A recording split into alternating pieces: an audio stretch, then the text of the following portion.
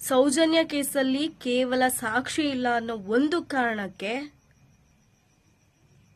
ಕೇಸ್ನೇ ಮುಚ್ಚಾಕಕ್ಕೆ try ಮಾಡಿದ್ರು. And ಆ case ಅವಾಗ್ಲಿಂದನೂ ನಡ್ಕೊಂಡು ಬಂದು ಸಾಕಾಯ್ತು. ಅದು ಒಂದು ಪವಾಡ ತರ ಆ ವ್ಯಕ್ತಿ ಬಂದ್ಬಿಟ್ಟು ಸಾವಿರಾರು ಹೆಣಗಳನ್ನ ನಾನು ಹೂತಾಕಿದ್ದೀನಿ ಅಂತ ಬರ್ತಾರೆ, ಕಂಪ್ಲೇಂಟ್ ಕೊಡ್ತಾರೆ, ಪ್ರೊಟೆಕ್ಷನ್ಸ್ ಕೇಳ್ತಾರೆ, ಒಂದು ಕಳೆ ಬರಹವನ್ನ ಸಹ ಸಬ್ಮಿಟ್ ಮಾಡುವಂತಹ ಕೆಲಸವನ್ನ ಮಾಡ್ತಾರೆ. ಇಷ್ಟೆಲ್ಲ ಮಾಡಿದ್ದು ಅದೇ ಯಾರೋ ಒಬ್ಬ ನಾರ್ಮಲ್ ವ್ಯಕ್ತಿ ನಾನು ಈ ಕೆಲಸ ಮಾಡಿದ್ದೀನಿ ಅಂತ ಏನಾದ್ರು ಬಂದಿದ್ದಿದ್ರೆ, ಈಗ ಐ ಥಿಂಕ್ ಯಾರೋ ಮಾಡಿದ್ದನ್ನ ನಾನು ಈ ತರ ಮಾಡಿದೀನಿ ಅಂತ ಹೇಳ್ಕೊಂಡ್ ಬಂದಿದ್ರೆ ಅವನನ್ನೇ ಹೊಳಗಾಕುವಂತ ಕೆಲಸ ಆಗ್ತಿದ್ದು. ಆದ್ರೆ ಈ ವ್ಯಕ್ತಿ ಬಂದು ನಾನೇ ಸಾವಿರಾರು ಹೆಣಗಳನ್ನ ಊತಾಕಿದ್ದೀನಿ, 100 ಹೆಣಗಳನ್ನ ಊತಾಕಿದ್ದೀನಿ ಅಂದ್ರೂ ಒಂದು ಕಾರ್ಯಾಚರಣೆಯಲ್ಲಿ ಕೈಗೊಳ್ದೆ ಪ್ರೊಟೆಕ್ಷನ್ಸ್ ಕೊಡದೆ ಆ ವ್ಯಕ್ತಿಗೆ ಮಂಪರು ಪರೀಕ್ಷೆ ಮಾಡಬೇಕು ಅಂತ ಹೇಳ್ತೀರಾ ಅಂದ್ರೆ ಎಂತ ಕಚ್ಚಡ ವ್ಯವಸ್ಥೆಯಲ್ಲಿ ನಾವು ಬದುಕ್ತಿದೀವಿ. ನ್ಯಾಯಾಲಯ ಅಂತ ಹೇಳಲ್ಲ, ಕಾನೂನು ಮೇಲೆ ನಾವು ನಂಬಿಕೆ ಇಡೋದಾದ್ರೂ ಹೇಗೆ? ಸರ್ಕಾರಗಳ ಮೇಲೆ ನಂಬಿಕೆ ಇಡೋದಾದ್ರೂ ನಾವು ಹೇಗೆ? ಫಸ್ಟ್ ಆಫ್ ಆಲ್ ಅವ್ರು ಬಂದು 164 ಸೆಕ್ಷನ್ ಸ್ಟೇಟ್ಮೆಂಟ್ ಕೊಟ್ಟಾಗಿದೆ, ಎಲ್ಲ ಆಗಿದೆ ಅಲ್ವಾ? ಹೋಗಿ ಸ್ಥಳ ಮಹಜರು ಮಾಡೋದಾಗಿರ್ಬೋದು, ಆತ ಎಲ್ಲೆಲ್ಲಿ ಹೂತಾಕಿದ್ದೀನಿ ಅಂತ ಜಾಗ ತೋರಿಸ್ತಾನೆ, ಅಲ್ಲಿ ಹೋಗ್ಬೇಕು, ಅಷ್ಟು ಸರ್ಚ್ ಮಾಡಬೇಕು ಅನ್ನೋದು ಇನ್ನೂ ಇಲ್ವಾ? ಎಂತ ವ್ಯವಸ್ಥೆಯಲ್ಲಿ ಇದೀವಿ ನಾವು? ಅದನ್ನು ಕ್ರಾಸ್ ವೆರಿಫೈ ಮಾಡ್ಬೋದಿತ್ತಲ್ವಾ? ಆ ಪ್ಲೇಸ್ ಅಲ್ಲಿ ನಿಜವಾಗ್ಲೂ ಕಳೆ ಬರಹ ಸಿಗತ್ತಾ ಇಲ್ವಾ, ಅಥವಾ ನಿಜವಾಗ್ಲೂ ಹೂತಾಕಿದಾರ ಇಲ್ವಾ? ಹೂತಾಕಿಲ್ಲ, ಏನು ನಿಮಗ್ ಸಿಕ್ಕಿಲ್ಲ ಅಂದ್ರೆ ಅದ್ರ ಹಿಂದೆ ಆ ವ್ಯಕ್ತಿ ಹಿಂದೆ ಬೇರೆ ಯಾರಾದ್ರೂ ಹೇಳಿ ಮಾಡಿಸ್ತಾ ಇದಾರ ಅನ್ನೋದು ಉತ್ತರ ಸಿಗ್ತಾ ಇತ್ತಲ್ವಾ? ಇನ್ ಕೇಸ್ ಸಿಕ್ಕಿದೆ, ಕಳೆ ಬರಹ ಹೇಳಿರುವಂತಹ ಜಾಗದಲ್ಲಿ ಸಿಕ್ಕಿದೆ ಅಂದ್ರೆ ಧರ್ಮಸ್ಥಳ ಸುತ್ತಮುತ್ತ ನಡೆದಿರುವಂತಹ ಘಟನೆಗೆ ಕಾರಣ ಯಾರು ಅಂತ ಗೊತ್ತಾಗ್ತಿದ್ರಲ್ವಾ? ಸಮಾಜದಲ್ಲಿ ಸರಿಯಾದ ಒಂದು ನ್ಯಾಯ ಸಿಗಂತೆ ಅನ್ಬಿಟ್ಟು ಎಲ್ರು ಕೂಡ ಪೊಲೀಸ್ ಸ್ಟೇಷನ್ಗೆ ಹೋಗುವಂತ ಕೆಲಸಗಳನ್ನ ಮಾಡ್ತಾ ಇದ್ರಲ್ವಾ? ಎಲ್ರೂ ಕಣ್ಣಿಗೆ ತುಂಬಾ ಚೆನ್ನಾಗಿ ಗೊತ್ತಾಗ್ತಾ ಇದೆ ಯಾರು ಏನು ಮಾಡಿದ್ದಾರೆ ಅಂತ.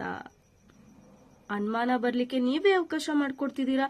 ಯೂಟ್ಯೂಬ್ ಅಲ್ಲಿ ವಿಡಿಯೋಸ್ ಅಪ್ಲೋಡ್ ಆದ್ರೆ ನೋಟಿಸ್ ಡಿಲೀಟ್ ಆಗ್ಬಿಡ್ಬೇಕು. ಇನ್ನು ಸರ್ಕಾರಗಳ ವಿಚಾರಕ್ಕೆ ಬಂದ್ರೆ ಅಬ್ಬಾ, ಈಗ ಪ್ರೆಸೆಂಟ್ ಕಾಂಗ್ರೆಸ್ ಸರ್ಕಾರ ಇದೆ. ಯಾವುದೋ ಒಂದು ಯೋಜನೆ ಕೈಗೊಂಡ್ರು, ಯಾವುದೋ ಒಂದು ಬಡವರಿಗಾಗುವಂತಹ ಯೋಜನೆ ತಗೊಂಡ್ರು, ಗ್ಯಾರಂಟಿಗಳ ಬಗ್ಗೆ ಟೀಕೆ ಮಾಡಿದ್ದು.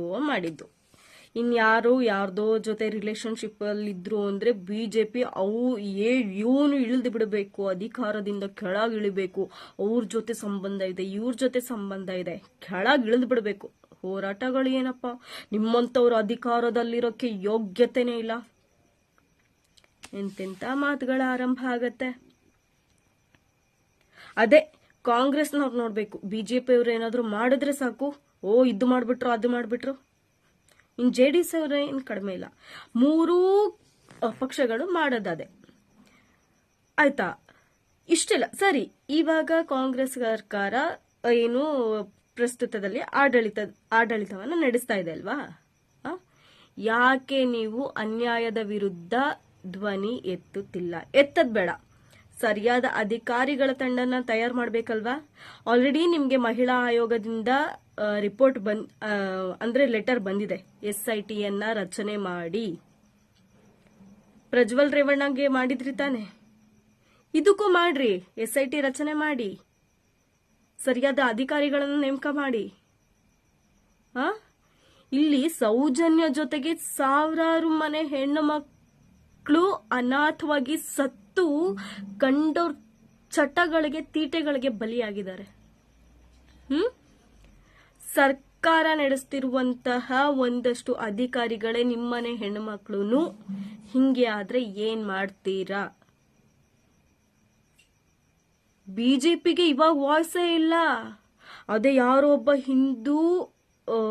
ಹಿಂದೂ ಮುಸ್ಲಿಂ ವಿಚಾರ ಅಂದ್ರೆ ದೊಡ್ಡದಾಗಿ ನಿಮ್ಮ ಸರ್ಕಾರ ನಿಮ್ಮ ಯೋಗ್ಯತೆಗೆ ಆಗಲ್ಲ ಅಂತ ವಾಯ್ಸ್ ರೈಸ್ ಮಾಡೋರು ಹಿಂದೂ ಧರ್ಮ ಮುಸ್ಲಿಂ ಧರ್ಮ ಅಂತ ಎತ್ತಿ ಕಟ್ಟೋರು ಇವತ್ತು ಹಿಂದೂ ಧರ್ಮದಲ್ಲೇ ಇಷ್ಟೆಲ್ಲ ಅನ್ಯಾಯ ಆಗಿದೆ, ಇದನ್ನ ಸರ್ಕಾರಕ್ಕೆ ಯಾಕೆ ಕೇಳ್ತಾ ಇಲ್ಲ? ಇದ್ರ ವಿರುದ್ಧ ವಾಯ್ಸ್ ರೈಸ್ ಮಾಡಿ ಅಂತ ಯಾಕೆ ಹೇಳ್ತಿಲ್ಲ? ಇದ್ರ ವಿರುದ್ಧ ಕ್ರಮ ಕೈಗೊಳ್ಳಿ ಅಂತ ನೀವ್ ಯಾಕೆ ಹೇಳ್ತಿಲ್ಲ? ನಿಮ್ಮದೊಂದು ಅಜೆಂಡಾ ಇಟ್ಕೊಂಡ್ಬಿಟ್ಟಿದ್ದೀರಾ. ನಿಮ್ಗೇನ್ ಗೊತ್ತಾ, ಅಧಿಕಾರ ಒಂದೇ ಬೇಕಾಗಿರೋದು. ಜನಗಳು ಬುದ್ಧರಾಗ್ಲಿ ಹಾಳಾಗ್ಲಿ ನಿಮಗೆ ಬೇಡ. ಸರ್ಕಾರದ ವೈಫಲ್ಯದ ಬಗ್ಗೆ ಮಾತಾಡುವಂತಹ ನೀವು ಅಷ್ಟೆಲ್ಲ ಹೆಣ್ಮಕ್ಳು ಅನಾಥವಾಗಿ ಕಂಡವರ ಆಸೆಗಳಿಗೆ ಬಲಿಯಾಗಿದ್ದಾರೆ. ಹೆಂಗ್ ಬೇಕೋ ಹಂಗೆ ಹೆಣ್ಮಕ್ಳನ್ನ ಯೂಸ್ ಮಾಡ್ಕೊಂಡಿದ್ದಾರೆ. ನಾವ್ ಯಾವ ಸಮಾಜದಲ್ಲಿದ್ದೀವಿ ನಾವು? ಇನ್ನು ಹೇಗೆ ಒಂದು ಹೆಣ್ಣು ಹೇಗೆ ತಲೆ ಎತ್ಕೊಂಡು ಓಡಾಡಬೇಕು? ನಿಜವಾಗ್ಲೂ ಈ ಒಂದು ವಿಚಾರಕ್ಕೆ ಏನಾದರೂ ಸರಿಯಾಗಿ ತನಿಖೆಯಾಗಿ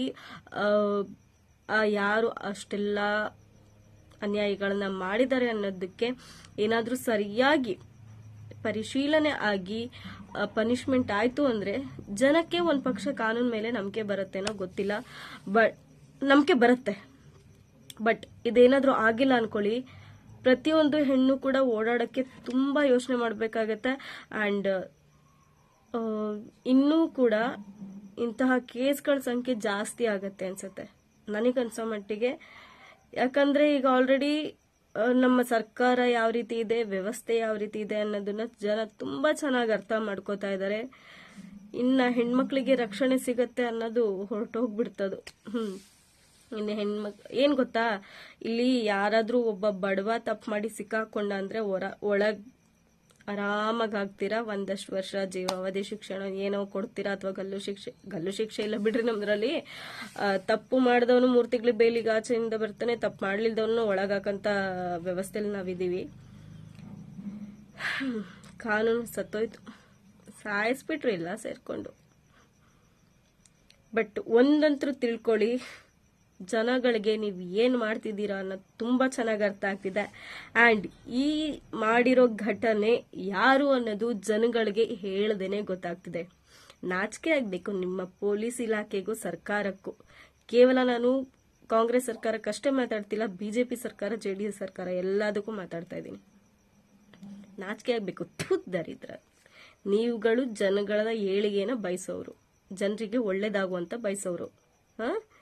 ಅಷ್ಟು ಹೆಣ್ಮಕ್ಳನ್ನ ಹೂತಾಕಿರೋ ನಾನು ಅಂತ ಬಂದಿರೋನಿಗೆ ರಕ್ಷಣೆ ಕೊಡಕ್ಕಾಗ್ದೆ ಹೋಗಿ ಅಲ್ಲಿ ಏನ್ ಆಗಿದೆ ಅನ್ನೋ ಸ್ಥಳ ಮಹಜರ್ ಮಾಡಕ್ಕಾಗ್ದೆ ಒಳ್ಳೆ ಪೊಲೀಸ್ ಇಲಾಖೆಯಿಂದ ಒಂದೊಳ್ಳೆ ತಂಡವನ್ನ ಕಟ್ಟಕ್ಕಾಗ್ದೆ ಯಾವ ವ್ಯವಸ್ಥೆಯಲ್ಲಿ ಬದುಕ್ತಾ ಇದೀವಿ ನಾವು? ನಾನೇ ತಪ್ಪು ಮಾಡಿದೀನಿ ಅಂತ ಹೇಳಿ ಬಂದಿರೋನ್ಗೆ ಅವ್ನು ಕೇಳ್ತಿರೋದಿಷ್ಟೇ, ನನ್ಗೆಲ್ಲವನ್ನ ತೋರಿಸ್ತೀನಿ, ರಕ್ಷಣೆ ಕೊಡಿ ಅಂತ. ಏನೂ ರಕ್ಷಣೆ ಕೊಡದೆ ಮಂಪರು ಪರೀಕ್ಷೆ ಮಾಡ್ತೀರಿ ಅಂದ್ರೆ ಏನದು? ಮೇ ಬಿ ಈ ತರ ನಿಮ್ದು ಪ್ಲಾನ್ಸ್ ಇರಬೇಕು ಅನ್ಸುತ್ತೆ. ಮಂಪರು ಪರೀಕ್ಷೆ ಯಾಕೆ ಮಾಡ್ತೀವಿ ಅಂತ ಹೇಳ್ತಿರೋದು ಅಂದ್ರೆ, ಮಂಪರು ಪರೀಕ್ಷೆಗೆ ಆ ವ್ಯಕ್ತಿನ ಒಳಪಡಿಸ್ಬೇಕು, ಅಲ್ಲಿ ಒಂದಷ್ಟು ವಿಚಾರನ ಬಾಯಿ ಬಿಡಿಸ್ಬೇಕು. ಬಾಯಿ ಬಿಡಿಸಿದ್ದ ಅವನೇನು ಬಾಯಿ ಬಿಡ್ತಾನೆ ಅಂತ ಜಾಗದಲ್ಲಿ ಹೋಗಿ ಎಲ್ಲಾನು ನಾಶ ಮಾಡ್ಬೇಕು. ಅದೇ ತಾನೇ ನಿಮ್ ತಲೆಯಲ್ಲಿರೋದು. ಎಂತ ವ್ಯವಸ್ಥೆಯಲ್ಲಿ ಸ್ವಾತಂತ್ರ್ಯ ಸತ್ತೋಯ್ತು.